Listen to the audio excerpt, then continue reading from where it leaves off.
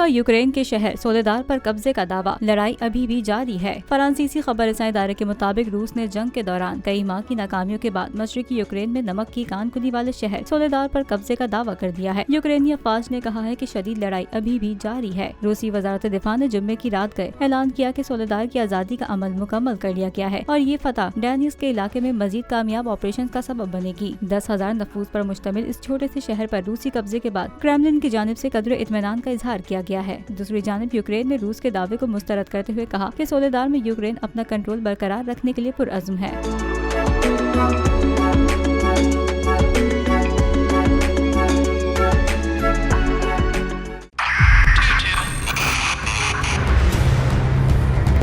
बहुत सारे तोहफे भी देखे गया पाकिस्तान की आवाम को। पाकिस्तान की आवाम को एक तोहफा ये दिया कि आवाम को पता चल गया कि पाकिस्तान का मीडिया क्या है। साल 2022 में सबसे ज्यादा देखे जाने वाला चैनल बोल्ड न्यूज रहा नंबर 1। हमने बहुत सारे शोज और ट्रांसमिशंस की, पूरा साल मुसलसल जदोजहद में निकल गया कि ये वोट ऑफ कॉन्फिडेंस के पीछे कौन लोग थे।